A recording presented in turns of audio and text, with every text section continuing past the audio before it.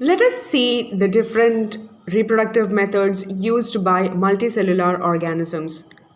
In multicellular organisms with relatively simple body organization, simple reproductive methods can still work. Let us see the reproduction in a simple multicellular organism, that is Spirogyra. Spirogyra reproduces by fragmentation. It simply breaks up into smaller pieces upon maturation. These pieces or fragments grow into new individuals. Such simple reproductive method is not possible for all multicellular organisms. They cannot divide cell by cell. The reason is that most of the multicellular organisms are not simply a random collection of cells.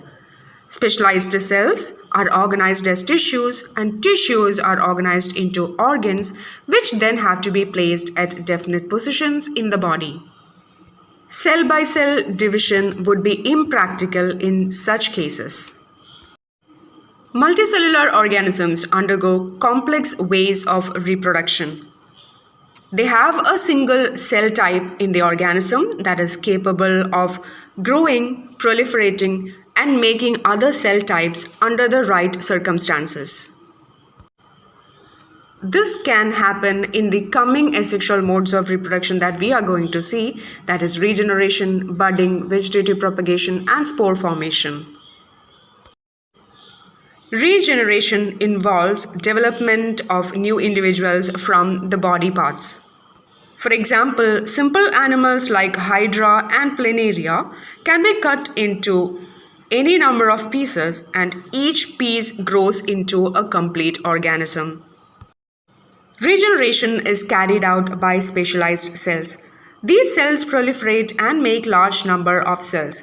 From this mass of cells, different cells undergo changes to become various cell types and tissues. These changes take place in an organized sequence referred to as development. Organisms such as Hydra also reproduce by budding. They use regenerative cells for reproduction in the process of budding. In Hydra, a bud develops as an outgrowth due to repeated cell division at one specific site. These buds develop into tiny individuals and, when fully mature, detach from the parent body and become new independent individuals. Now let us see vegetative propagation. There are many plants in which parts like root, stem, and leaves develop into new plants under appropriate conditions.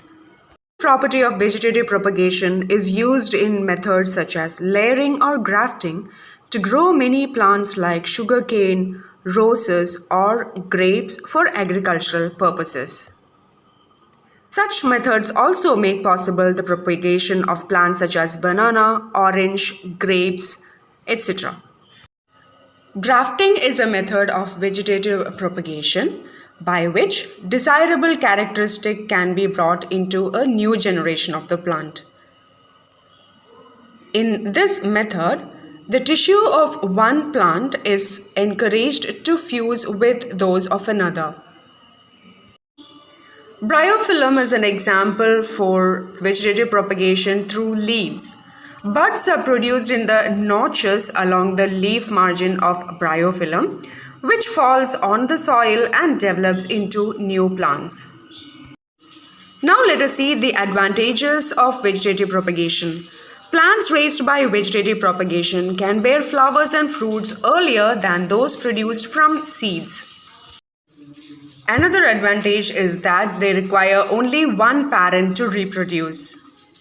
Such methods enables the reproduction of plants that have lost the capacity to produce seeds such as banana, orange, rose, and jasmine. All the plants that are produced are genetically similar enough to the parent plant to have all its characteristics.